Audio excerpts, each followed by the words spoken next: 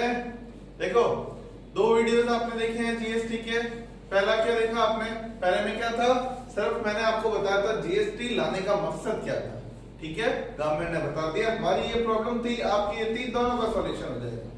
Second video में अपन ने क्या देखा कि भाई जीएसटी को लाने के लिए कॉन्स्टिट्यूशन में कैसे बदलाव करके कौन सा सेक्शन इंट्रोड्यूस किया गया, 246A आर्टिकल लाया गया। फिर अपन ने कहा जीएसटी का मकसद क्या है? बार बार टैक्स लेना, मल्टी पॉइंट टैक्स लेना, लेकिन केवल सिंगल वैल्यू पे एक ही बार टैक्स लगेगा। इसलिए गवर्नमेंट ने कहा टैक्स केवल किस पे लगेगा? वैल्यू एडिशन पे लगेगा। और भार किस पे शिफ्ट हो जाएगा? अल्टीमेट कंज्यूमर पे।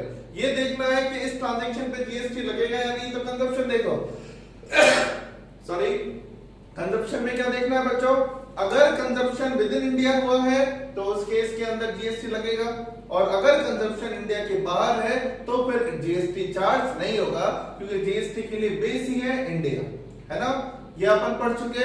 अब नेक्स्ट पॉइंट, अपन कुछ और बेसिक पॉइंट पढ़ने जा रहे हैं बच्चों, जिसके अंदर मैं आपको पहले समझाना चाह रहा हूं इंडिया की डेफिनेशन।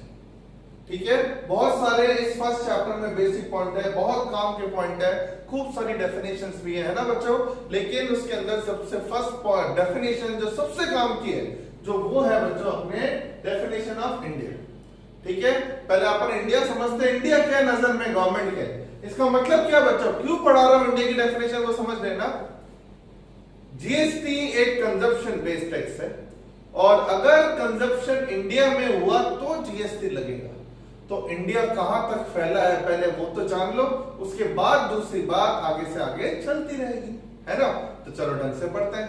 तो फर्स्ट पॉइंट है जीएसटी के लिए इंडिया क्या है। मैं इसलिए बोल रहा हूं जीएसटी के लिए इंडिया क्या है। कोई ये सोच रहा होगा सर जीएसटी के लिए इंडिया मतलब क्या? इंडिया तो इंडिया है बच्चों। कस्टम के लिए भी मैं इंडिया बताऊंगा।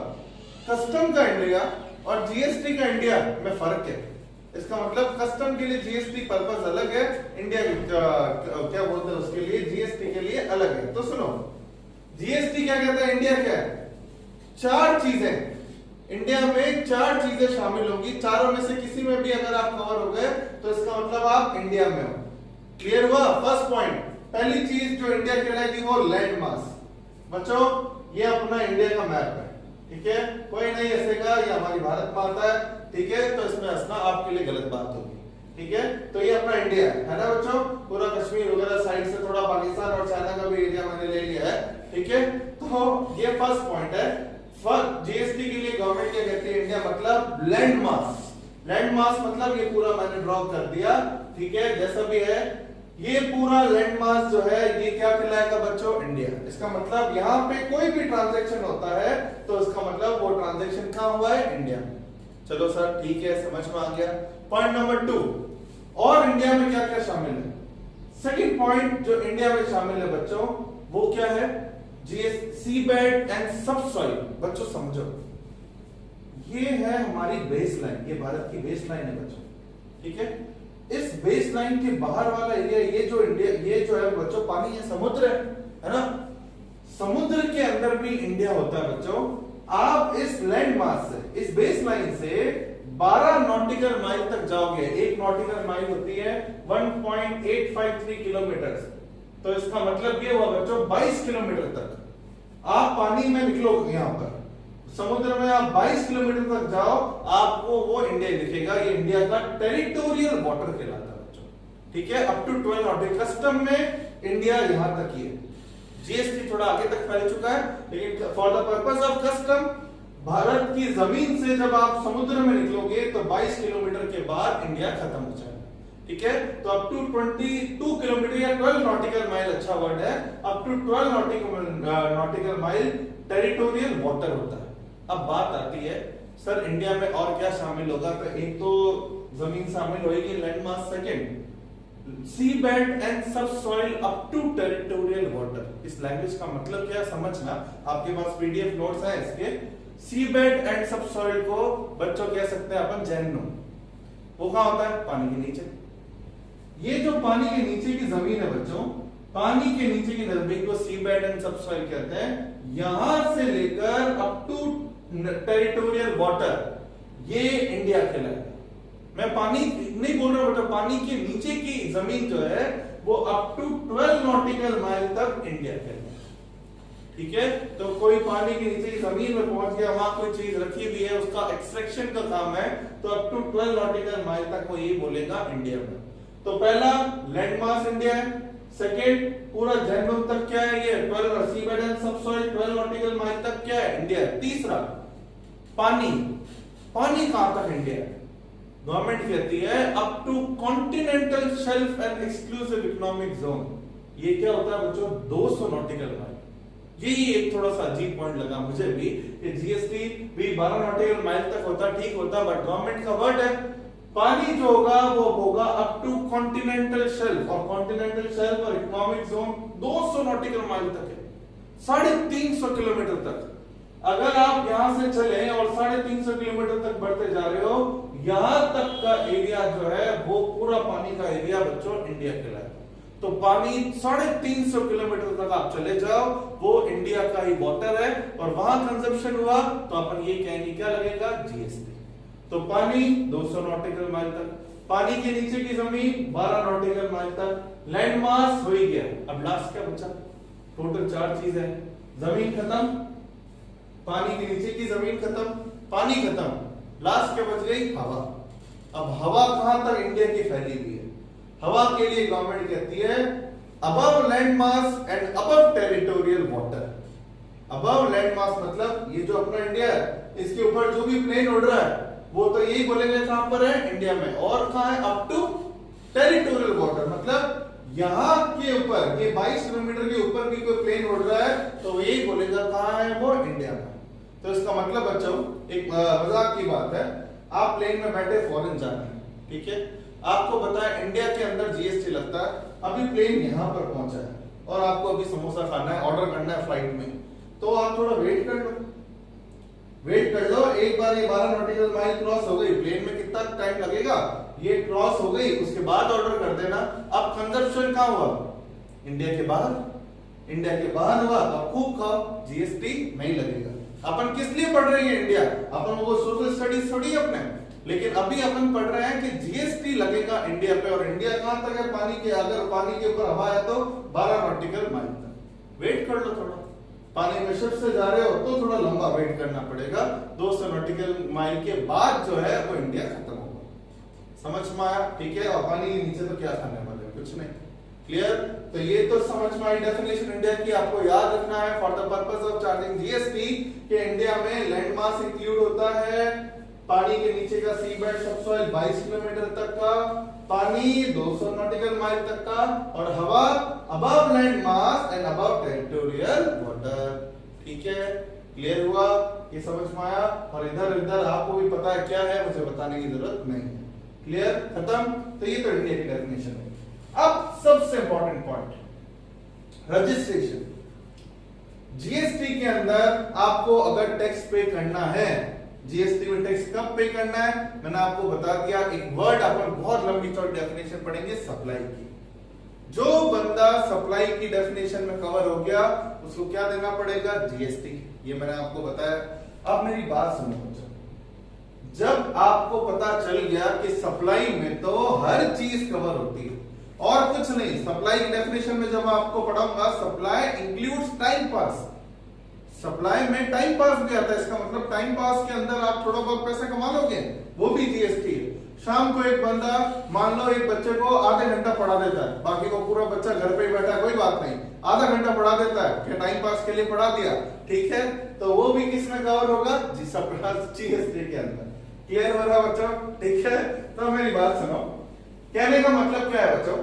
गवर्नमेंट कहती है जीएसटी के लिए सप्लाई वर्ड इंपॉर्टेंट है और सप्लाई के अंदर टाइम पास भी आता है। अगर कोई बंदा टाइम पास करता है और उसमें भी वो थोड़ी बहुत फीस या कुछ कमा लेता है, गवर्नमेंट कहती है time pass also includes in the definition of supply.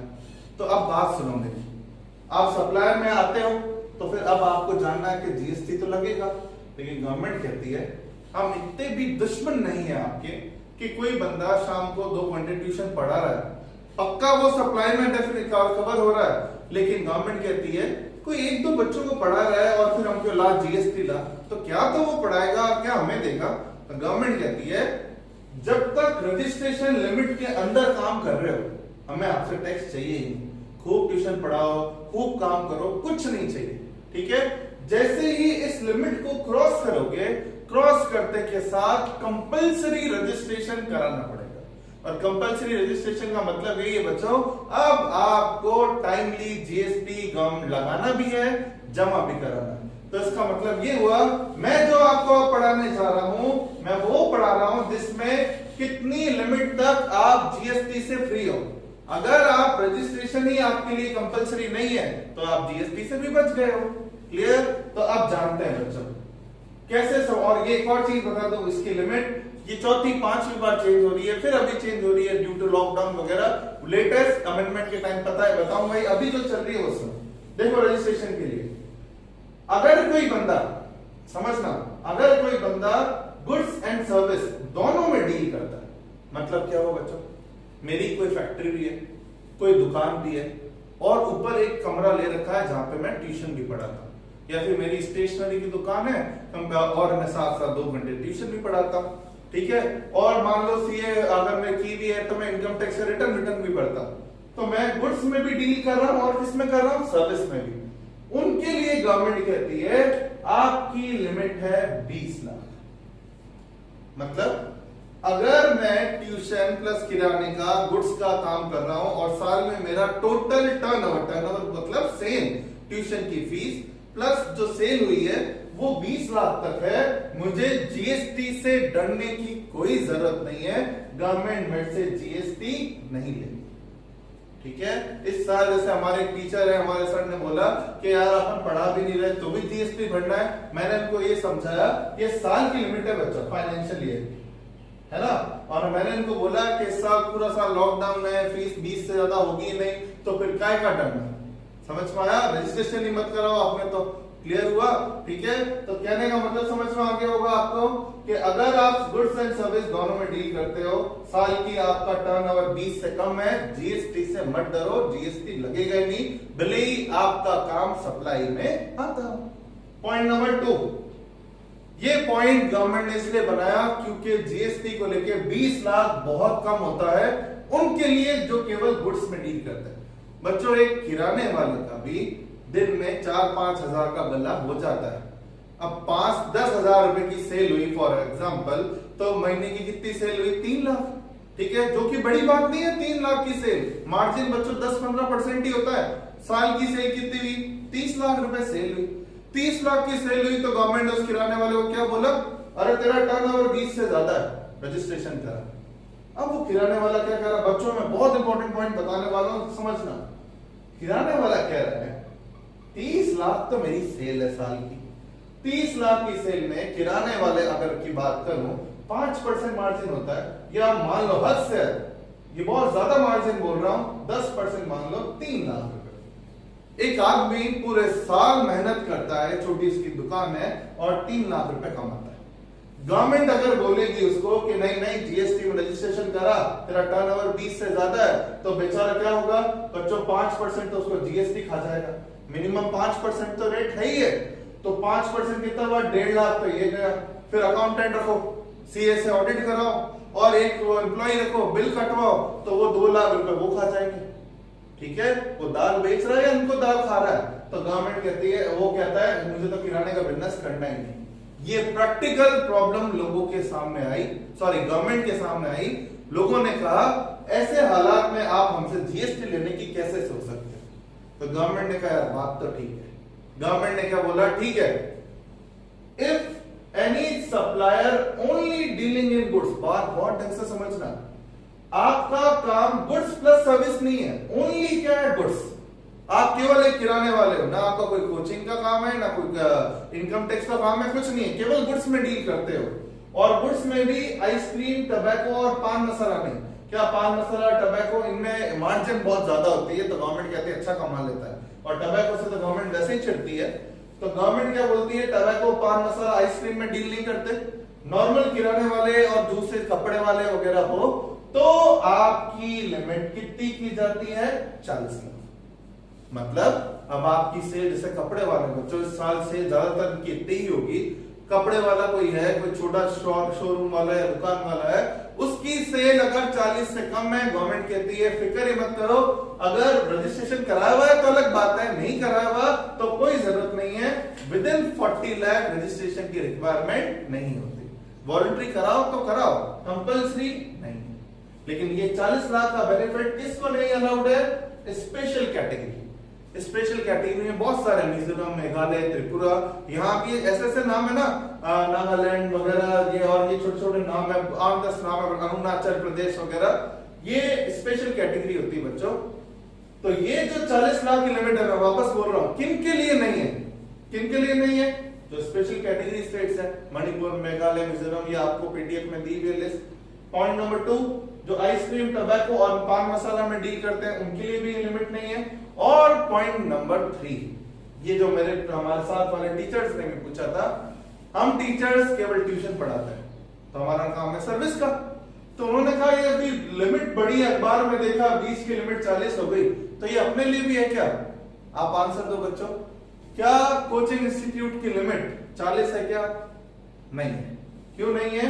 क्योंकि लैंग्वेज है ओनली इन गुड्स, और गुड्स में 1 रुपया की सर्विस ऐड हो गया तो, हाँ मैंने क्या बोला था आपको, इस बात सुनो, अगर कोई सिर्फ सर्विस में डील कर रहा है तो वो पूछेगा कि उसकी लिमिट क्या है, क्या वो 40 लाख का बेनिफिट ले सकता है? नहीं ले सकता। उसके अंदर क्या होगा, अगर आप केवल सर्विस में, तो उस केस में गवर्नमेंट क्या कहती है बच्चों, तो आप पहले वाली कैटेगरी में ही कवर होगे। दैट मींस आपके लिए लिमिट किसकी है, कितनी होगी? 20 लाख। तो मेरी बात समझना वापस, जो गुड्स एंड सर्विस में डील कर रहा है उसके लिए भी 20, जो ओनली सर्विस में डील कर रहा है उसके लिए भी 20। ठीक है। थर्ड पॉइंट, जो केवल आइसक्रीम, टबैको, पान मसाला है उसके लिए भी 20, जो स्पेशल कैटेगरी का है उसके लिए भी 20। तो 40 केवल किसके लिए? 40 केवल किसके लिए? जो केवल गुड्स में डील कर रहा है, जो पान मसाला, टबैको कवर नहीं करता और ना वो स्पेशल कैटेगरी का है, उसके लिए लिमिट कितनी है? 40 है। और लास्ट पॉइंट, अगर आप स्पेशल कैटेगरी के अंदर आते हो, मणिपुर, मेघालय, मिजोरम, त्रिपुरा, ये 4 स्पेशल कैटेगरी है। स्पेशल कैटेगरी 8-10 होती है, लेकिन ये जो 4 हैं, इनके लिए गवर्नमेंट ने हर चीज की लिमिट ही 10 लाख कर रखी है। तो अगर आप मणिपुर, मेघालय, मिजोरम पे आते हो तो याद रखना लिमिट है 10। इसके अलावा कोई स्पेशल कैटेगरी है तो उसकी लिमिट है 20, और आप स्पेशल कैटेगरी में नहीं हो, केवल गुड्स में डील करते तो लिमिट है 40, और गुड्स एंड सर्विस दोनों में डील कर रहे तो लिमिट कितनी है? 20। ठीक है, तो शायद ये समझ में आ गया होगा आपको। ये किसकी लिमिट थी? रजिस्ट्रेशन की। इससे ज्यादा होते के साथ आप समझ जाना, हमें जीएसटी में रजिस्ट्रेशन कराना है और टैक्स पे करना पड़ेगा। क्लियर हुआ? ठीक है, तो यहां तक समझ में आ गया। रजिस्ट्रेशन कम होता है तो रजिस्ट्रेशन नहीं करा, आराम से बिजनेस करो, कोई बिल मत काटो, फ्री रहो। तो ये हो गया नेक्स्ट पॉइंट। तो एक तो गई इंडिया की डेफिनेशन, सेकंड हो गया अपना रजिस्ट्रेशन, एंड पॉइंट नंबर 3 बच्चों, पॉइंट नंबर 3 है classification of goods and service. ये अपने बेसिक फर्स्ट चैप्टर चल रहा है, इसके सारे बेसिक्स है अपने। अब ये क्लासिफिकेशन मतलब क्या बच्चों? वैट, एक्साइज, जितने भी ये टैक्सेस है, उसमें गवर्नमेंट ने एक चीज नोटिस करी कि चोरी बहुत हो रही है। टैक्स चोरी वैसे तो कई तरीके हैं, एक तरीका गवर्नमेंट ने पकड़ा।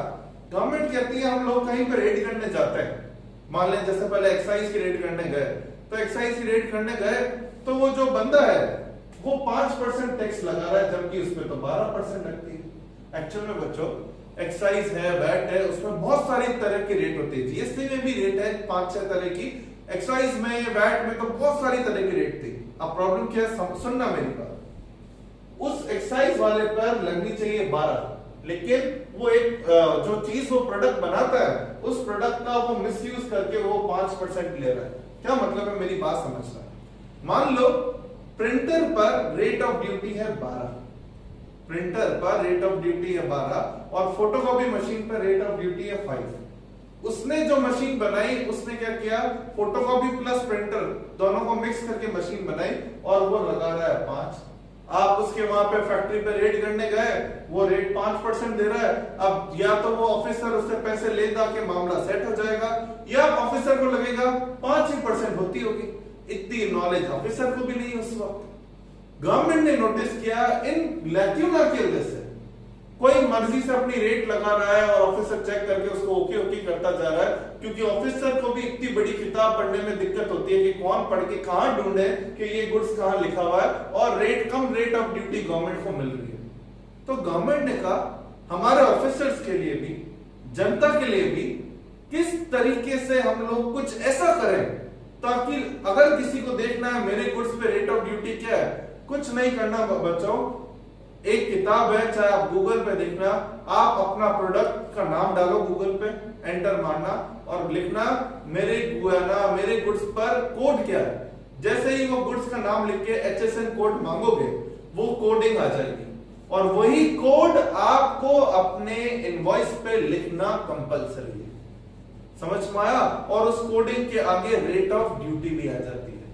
मेरे कहने का मतलब समझना बच्चों, पहले के बिलों में जीएसटी से पहले और जीएसटी के बाद में एक बहुत बड़ा फर्क आया है, वो ये जीएसटी के बिलों में गवर्नमेंट ने एक एक्स्ट्रा आइटम ऐड किया है कि इस चीज को बिल में लिखना कंपलसरी है, जिसका नाम है HSN code. For goods HSN code and for service SAC, that is service accounting code. ये कंपलसरी है अपने बिलों पे लिखना। अब बात उठती है ऐसा क्यों कंपलसरी है? कंपलसरी इसलिए है बच्चों कि जैसे ही अब आपका ऑफिसर आपके यहाँ आएगा, आपका बिल दिखेगा, आपके बिल में कोड लिखा हुआ है 4 5 6 7 कोड लिखा हुआ है, कुछ नहीं करेगा वो, उसके पास एक्सेल में शीट बनी हुई है, 4 5 6 7 अपने मोबाइल फोन में डाल के देखेगा कि ये कौन से गुड्स का 4 5 6 7 डालते के साथ जो गुड्स जो आइटम नंबर में गुड्स आता है उसका नाम आ जाएगा। अब वो जो आइटम नंबर उसके मोबाइल में आया, क्या बिल में भी वही आइटम लिखा हुआ है? चेक कर लिया, उसको पता चल गया। दूसरा नाम है तो समझ जाएगा ये फर्जी है, और उसी आइटम के सामने रेट ऑफ ड्यूटी भी उसको दिख जाएगी। आप वो ही ड्यूटी लगा रहे हो या नहीं, हाथों हाथ पकड़ में आ जाएगा। समझ में आ रहा है? ठीक है। तो गवर्नमेंट ने इसलिए एक कोडिंग सिस्टम लॉन्च किया है जीएसटी में, ताकि इस तरह के फ्रॉड, गलतफहमी ना हो। तो उस केस में गवर्नमेंट क्या कहती है, now a goods shall be classified by HSN।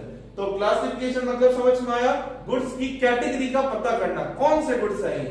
तो गुड्स की क्लासिफिकेशन के लिए कौन सा कोड यूज आएगा? HSN। एंड सर्विस की कैटेगरी के लिए कौन सा कोड आएगा? SAC, that is service accounting code. तो कैसे पता चलेगा? बहुत अच्छे से समझना बच्चों। आप कोई भी बिल उठा के देखना, उस गुड्स पर अगर वो गुड्स खरीदा है तो HSN कोड दिखेगा, सर्विस है तो कौन सा कोड दिखेगा? SAC। अब इसमें गवर्नमेंट क्या करती है? 3 चीज है, या तो आपका टर्नओवर 1.5 करोड़ तक है, या आपका टर्नओवर 1.5 से 5 करोड़ है, और या आपका टर्नओवर 5 करोड़ से ज्यादा है। प्रैक्टिकल लाइफ में तो सब लोग HSN कोड लिख रहे हैं, लेकिन फिलहाल थ्योरेटिकल पार्ट अपन को पढ़ना है। अगर आपका टर्नओवर 1.5 करोड़ से कम है, आप गुड्स में डील करते हो, तो गवर्नमेंट कहती है HSN कोड ना भी लिखो तो चलेगा, लेकिन प्रैक्टिकली सबको लिखना पड़ता है। ठीक है। नेक्स्ट, अगर आपका टर्नओवर 1.5 से 5 करोड़ का है तो HSN कोड लिखना जरूरी है, और वो कितने डिजिट का होगा? 2 डिजिट कोडिंग सिस्टम यूज करना है। ठीक है। उसमें 2 डिजिट कोडिंग सिस्टम भी है, 4 भी है। 2 डिजिट कोडिंग सिस्टम देखते ही गवर्नमेंट समझ जाए कि इसका टर्नओवर 1.5 से 5 के बीच वाला है, और जिसका टर्नओवर 5 से ज्यादा है तो उसे कौन सा डिजिट यूज करना है? 4 डिजिट कोड यूज करना है। और प्रैक्टिकली हर इंसान 4 डिजिट कोडिंग सिस्टम ही फॉलो कर रहा है। क्लियर? तो आपको इस सिस्टम समझ में आ गया कि गुड्स की क्लासिफिकेशन कैसे होती है? HSN से, और उसमें कितना डिजिट कोड है? 0 2 एंड 4। लेस देन 1.5 से 5 2, और more than 5 4 digit code. Clear? और सर्विस जो है, सर्विस क्लासिफाइड किससे होगी? SAC, that is service accounting code से, है ना बच्चों? और वो कितने डिजिट की है? 6 डिजिट की है। ठीक है। 6 डिजिट कोड इसमें फिक्स है, छोटा बड़ा कोई भी हो, सबको 6 डिजिट कोडिंग सिस्टम यूज करना है। तो ये थ्योरेटिकल पार्ट था, समझ में आ गया होगा आपको। खत्म ये पार्ट। अब आगे बढ़ते हैं अपन। अब एक और पॉइंट अपन लेते हैं। एक और पॉइंट जो है वो है ड्यूल जीएसटी। ठीक है। अब मेरी बात सुनो। चौथा पॉइंट है ये इंडियन डेफिनेशन हटा के लिखा है मैंने बीच में। ये है कंसेप्ट ऑफ ड्यूल जीएसटी। इसको बहुत बहुत अच्छे से पढ़ना बच्चों, ये बहुत इंपॉर्टेंट पार्ट है। ठीक है, यहां से जब अपन आगे प्रैक्टिकल की तरफ चलेंगे ये सबसे ज्यादा काम भी आने वाला है। बच्चों देखो, आप सबको पता है इंडिया में कोई चीज बिना परेशानी नहीं होती। अभी मैंने आपको बताया ही था, परेशानी खूब आई, गवर्नमेंट ने उसके सॉल्यूशन निकाले। अब एक परेशानी जो थी वो क्या थी, सुनो। इंडिया में बच्चों दो तरह की गवर्नमेंट है, स्टेट और एक सेंट्रल। सेंट्रल गवर्नमेंट ने कहा जीएसटी हम लाएंगे, जीएसटी हम लगाएंगे और तुम लोगों को जो भी पैसा होगा हम दे देंगे। अब आपने सुना होगा अपने इंडिया में दो तीन तरह की पॉलिटिकल पार्टीज हैं बड़ी बड़ी, और वो पॉलिटिकल पार्टीज में कुछ स्टेट को कंट्रोल कर रही हैं, कुछ सेंट्रल को कंट्रोल कर रही हैं। तो स्टेट वालियों को आ गया गुस्सा, वो बोले कि सेंट्रल की पार्टी अपनी वाली तो है नहीं, ये जो टैक्स लगाएंगे मन से थोड़े बहुत रुपए अपन को दे देगी, अपना काम कैसे चलेगा। तो सबसे बड़ी लड़ाई जिसकी वजह से जीएसटी का बेस ही हिल गया, मतलब जीएसटी लाया गया था one nation one tax, single rate, फलाना वगैरह वगैरह, ठीक है, लेकिन उसको लेंदी कर दिया गया स्टेट्स को खुश करने के लिए, और आपका कोर्स भी बढ़ गया। अब कैसे कोर्स बढ़ गया वगैरह वो सुनो। सारे स्टेट्स ने कहा हमें नहीं चाहिए आपका जीएसटी, आप तो जीएसटी खुद ही लगा लोगे, अपनी मर्जी से दे दोगे, नहीं चाहिए, हम क्यों लगाए जीएसटी, हमें तो आधा हिस्से से कम नहीं चाहिए। सारी स्टेट लड़ पड़ी कि हमें आधा हिस्सा चाहिए। तो गवर्नमेंट ने कहा यार आधा हिस्सा दे भी देंगे, तो भी स्टेट वाले बोले हमें क्या भरोसा कि वो आधा है या नहीं है। तो फिर फाइनली सेंट्रल गवर्नमेंट झुकी और गवर्नमेंट ने कहा एक काम करो, जीएसटी के दो टुकड़े करो। दो टुकड़े मतलब एक को बना दो सीजीएसटी, एक को बना दो एसजीएसटी। तो ये आपके दो कानून भी बन गए, सीजीएसटी एंड एसजीएसटी। इस पे गवर्नमेंट ने कहा अगर जीएसटी की रेट 18% है तो 9 हमारे 9 तुम्हारे। अब तो खुश, समझ में आया, ज्यादा कॉम्प्लिकेटेड भी नहीं हो और आपको अपना हक का पैसा भी पता चल जाए। इसलिए आप देखते होंगे आपके हाथ में कोई बिल है तो उठा कर देखो, हर बिल में आपको सीजीएसटी जस्ट नीचे लिखा हुआ आएगा एसजीएसटी। सेंट्रल गवर्नमेंट चाहती थी सिर्फ जीएसटी लिखा रहे, लेकिन ये माने नहीं माने, तो फाइनली हुआ कि अब आधा आधा टैक्स लेना है, सीजीएसटी एंड एसजीएसटी। समझ में आया, ठीक है, आपके दो चैप्टर भी बढ़ गए अब, ठीक है, सीजीएसटी अलग है, एस अलग है, हालांकि अंदर सब कुछ सेम है, लेकिन अब आपके कोर्स में फिर सी भी लिखा हुआ है, एस भी लिखा हुआ है। तो सी और एस गवर्नमेंट ने फिलहाल हिस्सा दोनों का आधा आधा। तो 9 अगर 18 रेट है, 9 ये इनका 9 इनका। क्या करती गवर्नमेंट, कोई इलाज नहीं था।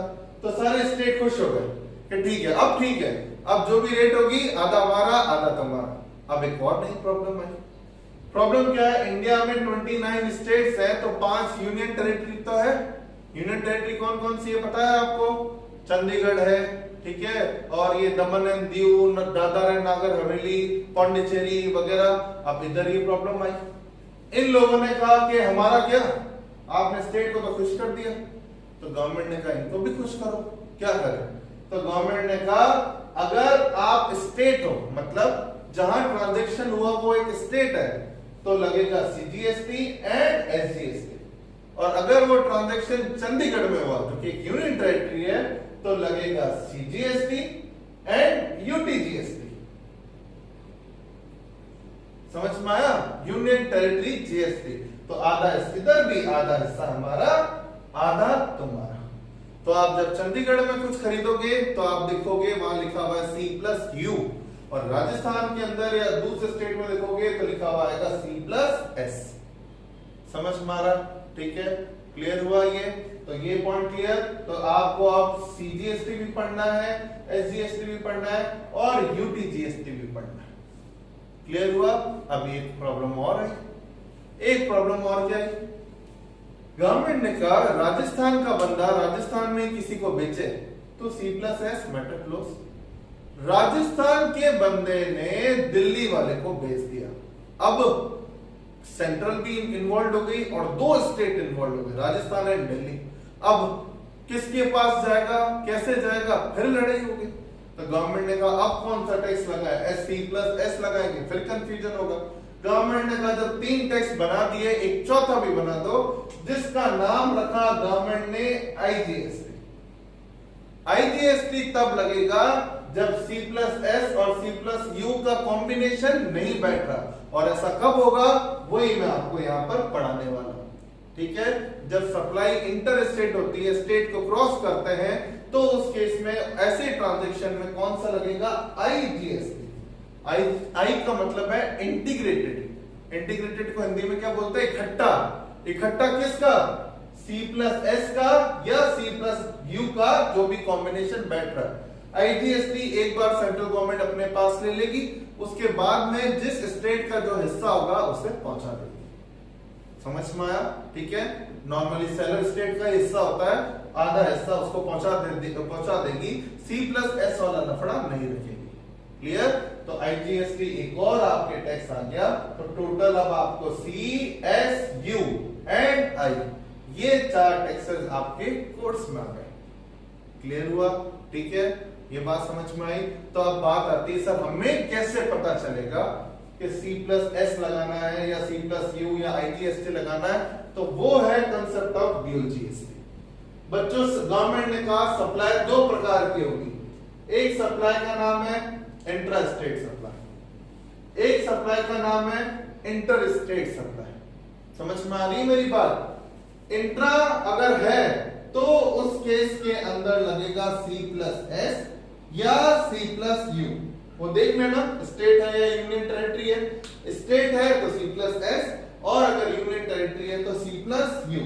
तो अब बात आती है, सर हमें कैसे पता चलेगा कि ये ट्रांजैक्शन इंट्रा है या इंटर? तो इंट्रा में 2 ट्रांजैक्शन आता है, supply within state. Within state मतलब राजस्थान का सेलर ही है और राजस्थान का ही बायर है, तो उस केस के अंदर वो सप्लाई क्या कहलाएगी, within state. Within Jodhpur Jaipur में भी विद इन स्टेट ही हुआ, तो क्या लगेगा, C प्लस एस। और अगर supply within union territory, buyer seller दोनों ही चंडीगढ़ के हैं, चंडीगढ़ के, दमन एंड दीव के, दादर नगर हवेली के, तो उस केस में क्या लगेगा, C प्लस यू, क्योंकि ये सप्लाई क्या है, इंट्रा। इंट्रा स्टेट में समझ में आ गया होगा, with in state and with in union territory के अंदर ट्रांजैक्शन होता है तो इंट्रा कहलाता है, और क्या लगता है, C प्लस एस और C प्लस यू। और अगर इन 2 ट्रांजैक्शन को छोड़ दिया जाए तो बाकी ट्रांजैक्शन क्या कहलाते हैं, inter state. Inter state transactions के अंदर बच्चों एक तो समझ ही गए होंगे, one state to another state. Rajasthan का बंदा दिल्ली को बेचे तो इंटर है। One state to another union territory, Rajasthan का बंदा चंडीगढ़ में बेचे तो इंटर स्टेट है। एक चंडीगढ़ का बंदा दमन एंड दीव में बेचे तो इंटर स्टेट है। चंडीगढ़ का बंदा राजस्थान में बेचे तो इंटर स्टेट है। समझ में आ रहा है? बाउंड्री क्रॉस हो रही है स्टेट की या यूनियन टेरिटरी की। और लास्ट, ये बच्चे पता नहीं क्यों कंफ्यूज होता है, लास्ट समझ लो, इंपोर्ट ऑफ सर्विस। बच्चों मैंने इंपोर्ट ऑफ गुड्स लिखा नहीं, इंपोर्ट ऑफ सर्विस लिखा। इंपोर्ट ऑफ गुड्स क्यों नहीं लिखा? मैंने आपको फर्स्ट इंट्रोडक्शन में बताया था, फॉरेन से गुड्स इंपोर्ट होता है तो उस पर तो कस्टम ड्यूटी है। कस्टम ड्यूटी है तो जीएसटी लगा नहीं सकते, एक ही टैक्स लगेगा। लेकिन कस्टम ड्यूटी में साफ लिखा हुआ इंपोर्ट ऑफ गुड्स। गवर्नमेंट ने कहा अरे गुड्स ही है, सर्विस तो बच गई। फॉरेन का, इंग्लैंड का डॉक्टर इंडिया में आके सर्विस देके जा रहा है और पैसे अच्छे ले रहा है, तो वो तो बच गया। तो गवर्नमेंट ने कहा उसको इंटर स्टेट सप्लाई मान लो और लगा दो आईजीएसटी। तो फॉरेन का कोई बंदा इंडिया में आके सर्विस देगा, उसे कौन सी सर्विस बोलेंगे, इंपोर्ट ऑफ सर्विस। उस पर भी क्या लगेगा, आईजीएसटी। समझ में आया? क्लियर हुआ? ठीक है, तो ये सारे ट्रांजैक्शन है आईजीएसटी, ठीक है। और वो सारे ट्रांजैक्शन है intra, with in state and with in union territory के। शायद समझ में आ गया होगा। सेस का एरिया भी सप्लाई ट्रांजैक्शन में इंटर आता है, लेकिन वो आगे आएगा तो मैं और क्लियर कर दूंगा, ठीक है। तो ये सारे बेसिक पॉइंट वापस सारे ढंग से पढ़ो, फिर अपन नेक्स्ट आगे पढ़ते हैं।